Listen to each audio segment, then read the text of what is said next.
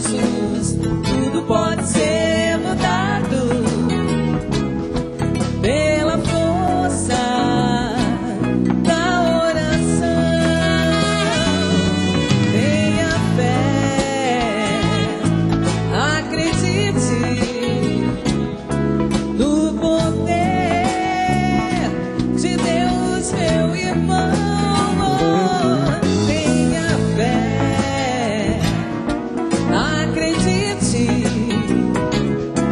no poder de Deus, meu irmão.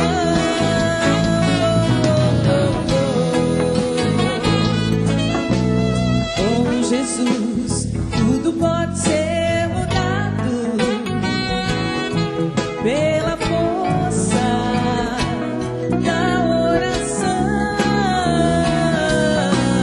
Com Jesus, tudo pode ser mudado pela força da oração. Ele vive, ele reina, ele é Deus, nosso Senhor. Ele vive, ele reina, ele é Deus, nosso Senhor. Comigo lá? Com Jesus, tudo pode ser pela força da oração. Com Jesus, tudo pode ser mudado pela força da oração.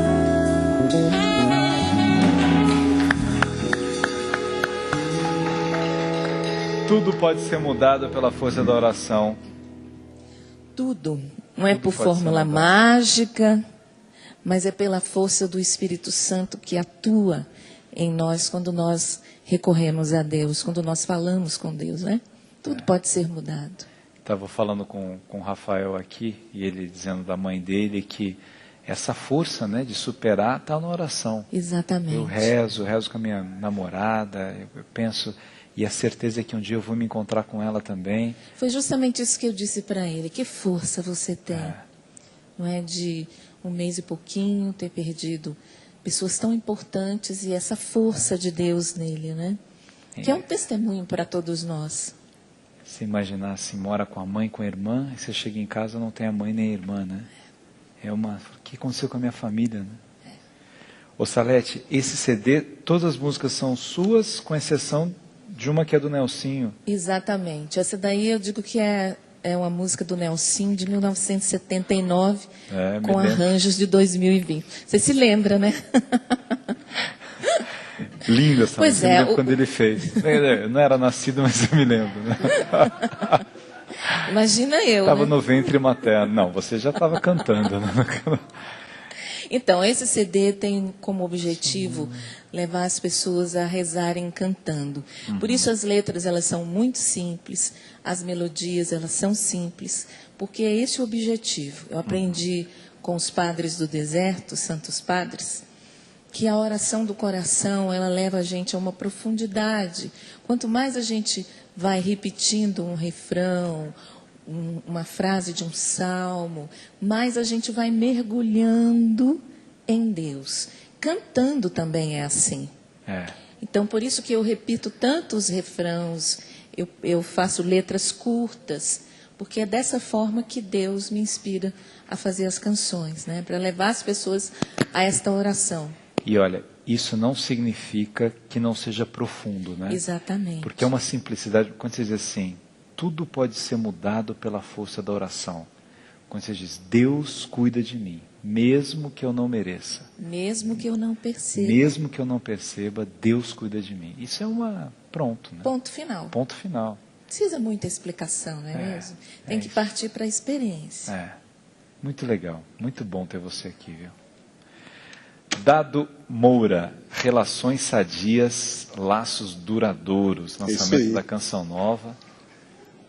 Relações sadias, mostra para onde? Relações sadias. O que são relações sadias? Quando eu comecei a escrever, a compor algumas coisas, o propósito era fazer com que as pessoas acreditassem mais nos relacionamentos, sabe, Chalita? Porque facilmente as pessoas desistem das outras. Então eu criei um site, o dadomura.com, e comecei a postar nesse site algumas reflexões, alguns ensaios, falando da amizade, falando das complexidades, dos desafios da amizade. Eu falo também do namoro, das etapas do namoro, e das complexidades que envolvem o namoro, e depois para o casamento, e, enfim, que o casamento eu acho que, como eu comento sempre, o casamento eu acho que ele vem somar a tudo aquilo que é amizade, tudo aquilo que foi vivido na amizade, foi vivido no namoro intensamente, e no casamento ali, então, ele se solidifica. Então não é porque o fato de eu estar casado que eu deixo de ser amigo, e muito menos namorado. Então ali, esse livro, ele é cíclico. Ele pega da amizade, o namoro, ao casamento, os filhos, e quando os filhos começam a namorar, aí volto para o início do livro novamente. Mas com qual a intenção? Esse é o propósito, das pessoas acreditarem e desejarem resgatar os relacionamentos. Porque facilmente, muito pouca coisa nos faz desistir das pessoas, né? Então, eu sou seu amigo enquanto as coisas estão boas. Começamos a conhecer verdadeiramente quem é o Dado e quem é o Chalita.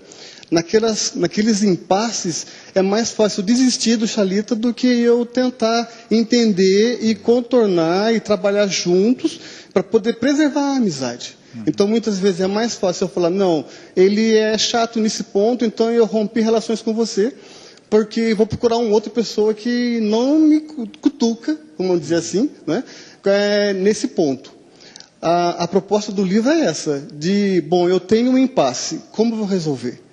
Num dos artigos que eu escrevi, eu falava assim, que as crises são passageiras, né? E elas são superadas não quando a gente esquece, mas quando a gente aprende a lidar, a superar aquela situação. É como um penhasco, uma montanha. O alpinista, quando ele encontra um rochedo, se ele, no primeiro instante, ele falar, não, esse rochedo para mim é demais, eu não consigo escalar. Ali ele se fez um derrotado. Então, quando ele se propõe a desvendar os segredos daquele rochedo, as ranhuras daquela pedra, e ali, colocando os grampos, ele consegue escalar e superar aquele problema. Passa a ser, então, uma vitória. Então, isso aí é o que eu tento colocar no que eu escrevo. Não é? Coisas práticas e simples, não é grande, não é questões mirabolantes, formas mirabolantes para poder fecundar uma amizade. É coisa simples. Às vezes, no relacionamento ficou fragilizado não foi de uma hora para outra. Foi coisas que foram deixando para trás, pequenas coisas que foram deixando para trás, que deixaram de ser comentadas, não é? E chegou um momento que aquilo ficou um grande abismo entre o casal, entre o namorado, entre as amizades, porque não foram tratadas. Não tiveram a coragem de falar, olha, isso aqui você me feriu, isso aqui não está bom, e vamos trabalhar nisso. E essas histórias dos descartáveis é muito triste, né? É muito triste, né, Salete? Você imaginar que se desiste da outra pessoa assim, é igual você pegar um livro, aí você olha o prefácio e desistir do livro já. É igual uma pessoa. É o mais prático. É o mais prático. Não exige esforço. Não é? Também aquela coisa do utilitarismo, né? Aquele você é meu amigo enquanto você me serve. A partir do momento que você não me serve, então como isso é triste, né? E onde está a riqueza da amizade, do namoro, se não tem esse esforço da conquista, não é verdade? Que graça tem se eu fosse numa jazida e pegasse um diamante, assim como pega uma fruta no pé. Não, eu tenho que ter o trabalho de quebrar as rochas para poder que ele venha para fora. E isso aí nos relacionamentos. Quanto mais eu vou conhecendo a pessoa naquilo que ela é, né, mais intrínseca vai ficando aquela relação. É difícil a gente achar que alguém que se conheça há muito tempo desista, não é? Então, eu penso também assim, no caso da família, né? Às vezes até os pais têm lá uma vontade, quando o filho começa a sair um pouco da linha, né? A gente fala assim, não, eu larguei mão dele, né? Até dá vontade de desistir do filho, mas essa vez fazer uma retomada, que há 12 anos aqui, quando ele nasceu, não é? Aquela criança continua sendo bonitinha, encantadora. Aquela criança que encantou quando nasceu, encantou a mãozinha, encantou o pezinho, encantou o sorriso, o primeiro dentinho, é aquela mesma pessoa que hoje, com 18 anos, nos faz perder o sono. Então vamos fazer o resgate daquilo lá, porque ele pode estar vivendo uma situação, mas a essência dele ainda continua a mesma essência, não mudou a essência. Não é verdade? Alguma coisa está acontecendo nesse caminho que tem que resgatar o início. Exatamente, né? Tem que fazer esse resgate. Olha, o Augusto diz que você, Salete, é a pessoa mais linda que ele conhece na vida, que a mãe dele é sua fã. Número mesmo? Obrigada. Está dizendo aqui. A Del diz que a presença e a voz da Salete são o carinho de Deus no Papo Aberto. Que lindo. Você sabe que, Salete, você falou dessa história do útil. Quando eu escrevi o Cartas entre Amigos com o Padre Fábio, a gente começou a dizer que a verdadeira amizade tinha como essência a inutilidade. Para ser amigo tem que ser inútil. Exatamente. Aí a gente começou a conversar, né? Eu falei assim, mas será que o povo não vai entender que a gente está criticando a amizade? Mas o sentido do inútil é assim, você não é útil para mim, mas eu gosto de você.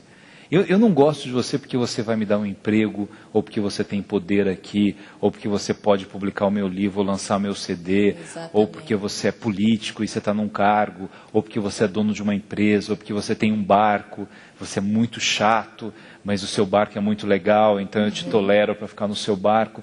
É muito triste a gente imaginar que há pessoas que convivem com as outras com interesse, e que não percebem a beleza do desinteresse, né? Por que eu gosto de você? Porque eu gosto de tomar café com você. Por que eu gosto de você, por exemplo? Porque eu gosto de receber você aqui, você me xinga e tal, e eu gosto de você do mesmo jeito. É a essência do amor, né? É a essência do amor. Dá sem querer receber, nada em troca, nada de recompensa. Né? Eu amo porque eu amo. Né? Eu não quero recompensa nisso. Se uma relação começa a cobrar recompensa, a querer uma paga, então aí já não é nem amizade, já não é namoro, já não é casamento, já não é mais nada. É um comércio. Você quer usar o outro, né? É o comércio. As relações baseadas em domínio, por exemplo. Né? Você é meu amigo, então eu quero dominar a sua vida. Eu quero ter a posse da sua vida, dos seus horários, onde você anda, com quem você conversa. Eu quero ter você. E eu compro você. Não é? Bem dentro dessa linha também do utilitarismo, só que numa situação inversa. Não é? Eu posso te comprar a sua atenção, comprar a sua presença, de diversas formas, depende da fraqueza da pessoa. Te comprar com presentes mesmo, né? Te encher de coisa, pagar isso. Você vai viajar comigo porque eu pago a viagem para você. Exatamente. Aí você viaja com a pessoa, o outro começa a dar ordem, mas eu paguei. Eu estou pagando, eu não sei. Você vai humilhando o outro, né? E a amizade começa a ser mais exigente, porque você fica sem respirar, porque a pessoa começa a exigir de você a sua respiração, o ar que você respira. Quer dizer, você já não é mais livre para estar com outras pessoas, para não estar com o amigo. Exatamente. Se numa amizade ou em qualquer outro tipo de relacionamento tiver havendo utilitarismo, assim, né, que seja então das qualidades do outro, para somar com aquilo que eu não tenho. Então, que as suas qualidades venham a somar. Eu vou utilizar das suas qualidades para poder compor aquilo que ainda falta em mim. Aí eu acho que vale o utilitarismo, não é verdade? Você vê assim, o amigo pode até ficar quieto do lado do outro, está numa viagem, quero ficar quieto. E há tanta intimidade que o silêncio dos dois é um diálogo. Né? Fala. O silêncio fala, estão os dois quietos, está rezando ali, o outro vendo. E o silêncio ele tem um sabor diferente, né? Quando é esse silêncio que você está dizendo aí. É um silêncio salutar, é um silêncio que consola, é um silêncio que é presença. Não é? Então eu vejo que é muito lindo quando isso acontece entre dois amigos, né? Esse silêncio que é salutar, esse silêncio que constrói, esse silêncio que refaz. Né? E amizade nas imperfeições. A consciência assim, olha, você não é perfeito, eu não sou perfeito, você tem manias, eu também tenho, você tem chatices, eu também tenho. É assim, eu estou tentando melhorar as minhas, você está tentando melhorar as suas, né? É que eu falo também aí, eu falo assim que a gente sabemos que nós não somos perfeitos, né? E o propósito é de nessa relação, nessa inter-relação, eu venho adquirir aquelas qualidades que venham compor a minha perfeição. Eu até digo assim que o dado que é hoje, ele é uma soma de tudo aquilo, de todos os efeitos das amizades, dos relacionamentos que eu vivi anteriormente. Então eu fui pegando um pouquinho daquilo que as qualidades de outras pessoas que eu via que em mim não tinha, e no exercício para viver bem com aquela pessoa eu tive que me moldar também para poder compor essa amizade, e hoje vem compondo um novo dado. Então a minha experiência de vida hoje é resultado do bom relacionamento com os amigos, com os filhos, com a esposa. Então aí vem compondo as pessoas o novo dado de hoje, né, que é resultado da catalisação de todas das qualidades do outro, né? Essa troca de qualidades, vamos assim colocar, né? É um somando o outro, que é o que faz o casamento, não é, Chalita? Claro. Porque ali são duas pessoas diferentes, bastante... Cada um com seus problemas, com exatamente, seus medos, vieram suas de uma outra angústias. educação, com uma outra educação, e de repente, no convívio, um vai aprendendo a conhecer o outro, a ponto de, no final da vida, quando um se vai, o outro se sente como se fosse uma xícara sem asa, se sente perdido do mundo. É como que rompesse, como tivesse rompido um enxerto, né? Então, o bacana do relacionamento, do casamento em si, é essa grandeza que ele nos traz, de um enxerto perfeito. Aqui o Diego Trindade pergunta para você o seguinte, Dado: sou um amigo que não desisto dos meus amigos, mas eles não me valorizam, o que fazer? Nós não temos condições de fazer com que as pessoas gostem da gente, não é verdade? Eu penso assim, eu estou sempre pronto a perdoar, a acolher essa amizade. Agora, se por opção essa pessoa não quer ser meu amigo, não tem como eu falar para ele, olha, você tem que ser meu amigo, não é verdade? É continuar sendo solícito, continuar sendo educado, continuar sendo o que ele é, não é verdade? E deixar que o outro desperte e perceba a riqueza que ele deixou passar pelos dedos. E eu acho que ninguém... Eu tenho uma frase que eu uso muito, assim, está no milho faz tempo, que é a história do mendigar afeto. Eu acho que ninguém tem que mendigar afeto. Nem para namorado, nem para... Não tem essa história, olha, não gosta de mim, tudo bem, né? Dobra a esquina, perdeu. E vou lá, né? Não quer ser, me achou chato, eu não vou morrer por causa disso, nem vou bater no outro por causa disso. Talvez na opinião dele eu seja chato e o outro não me ache chato. Mas às vezes a gente é teimoso. A gente insiste numa relação de amor que só está na nossa cabeça, não está no outro. Não é que o outro seja mal, mas é uma coisa... E na relação de amizade também. Não se força uma amizade, se conquista. A amizade tem que nascer, não é do álcool, é da lenha, é aos poucos. Você vai construindo isso. Pessoa que quer já ter uma intimidade imediata com você, quer ser seu amigo, aparece assim, decidir ser seu amigo, né? Não é. É uma invasão. É uma invasão. Vamos comer sal junto. Não tem história de comer um saco de sal, né? Que é demorado, né? Tem a história do respeito também, né, Gabriel? Amigo que acha porque é meu amigo, eu posso ir além de... Não, eu sou amigo para você, uma amizade desinteressada, né? Chega dando conselho, falando, né? Calma, deixa eu pedir o conselho primeiro, né? Isso.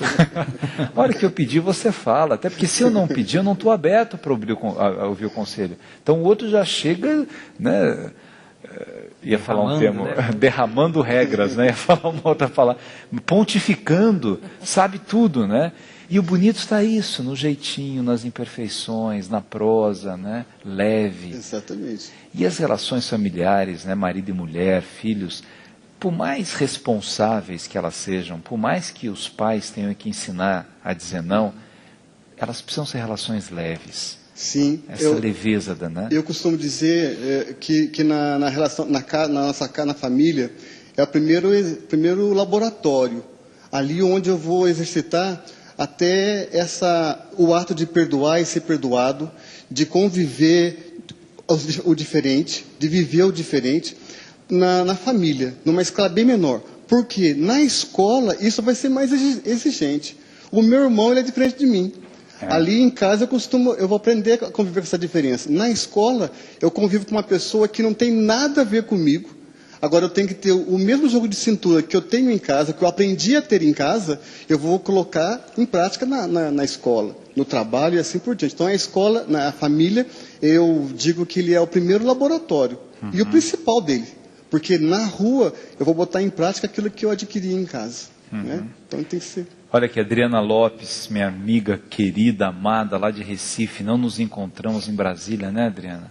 Mas não faz mal, a gente se encontra nos nossos corações, irmãos. A Salete é mesmo uma mulher de Deus.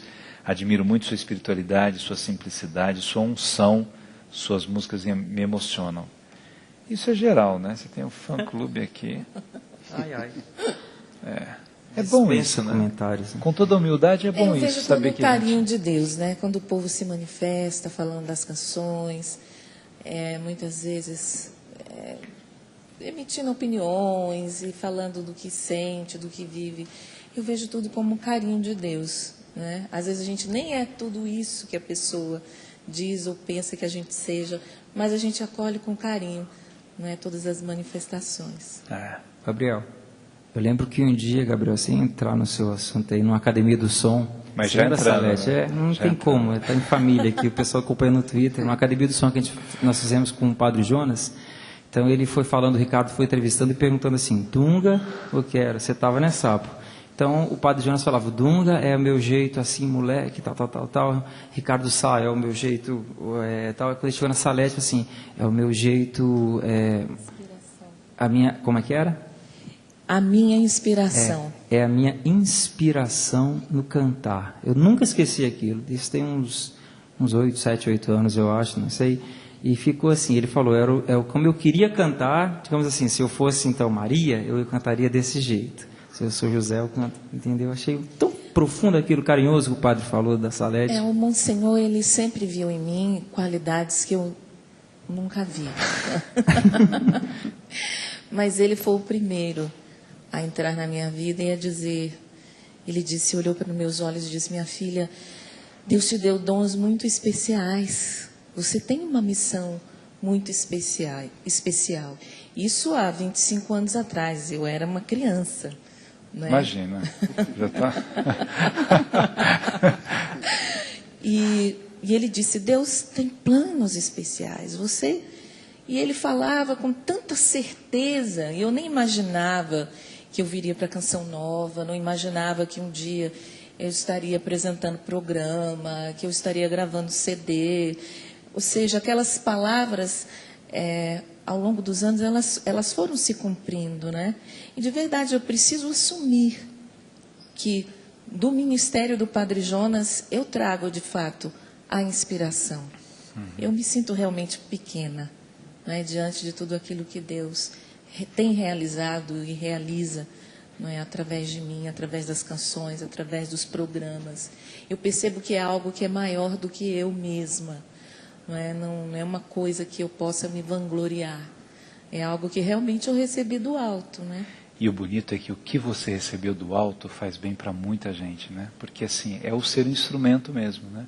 É se permitir que Deus use você, a sua inspiração, para chegar lá na pessoa que está em casa, que ligou a televisão, que está ouvindo a sua canção.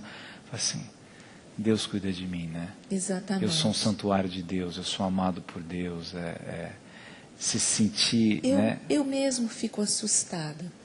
Não é? Esses dias uma pessoa me abraçou lá em Brasília, falando assim, você salvou a vida da minha irmã. O jeito dela dizer, você salvou, né? Porque durante um momento de oração, rezando, não é, o Senhor fez com que eu colocasse que Deus estava salvando naquela hora uma pessoa que estava para se envenenar. E essa pessoa era a irmã dela, que estava justamente ouvindo a oração naquele momento. E naquela hora ela desistiu. Então ela veio correndo, mas chorando me abraçar.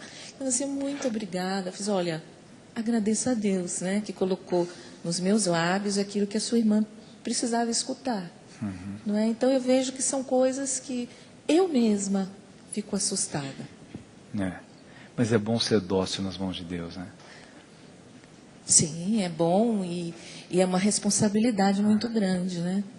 Até porque não é toda hora que a gente escuta Deus. Às vezes as pessoas pensam que eu escuto Deus toda hora, que eu vejo Deus toda hora, que eu tenho que fazer uma entrevista com Deus a respeito da vida delas. E não é bem assim.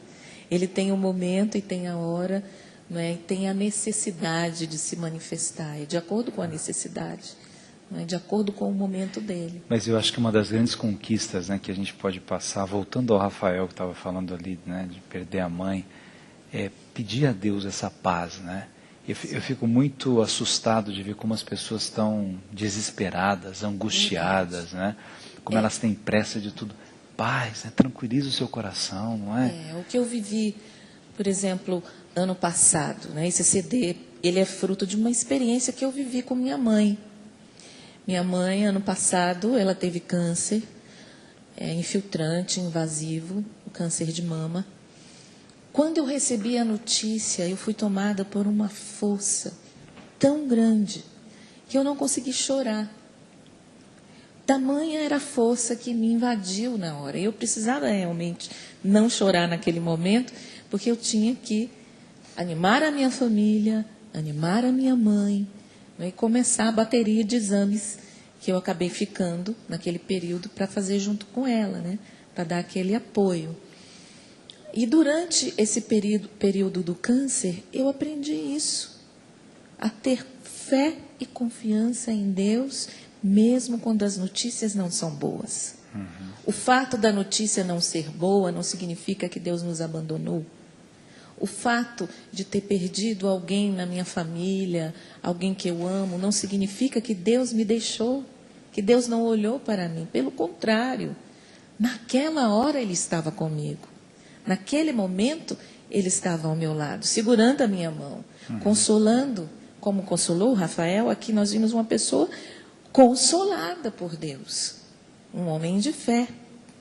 E eu vivi essa experiência, tanto que a música Deus Caminha Comigo, ela foi fruto disso, né? Dessa experiência que eu vivi com o Senhor naquele período tão difícil, que foi um calvário, a minha mãe passar por quimioterapia, radioterapia, todo o processo que ela viveu, foi um sofrimento muito grande para a nossa família. Ninguém quer abrir um exame e ver uma doença, né? Imagina.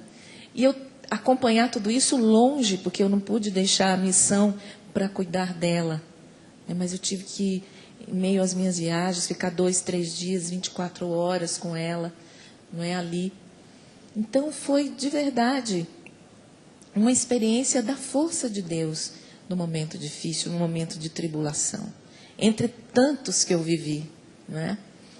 E eu disse para ela: mãe, na sua enfermidade, eu acho que eu amadureci assim, uns 10 anos na minha certeza de Deus.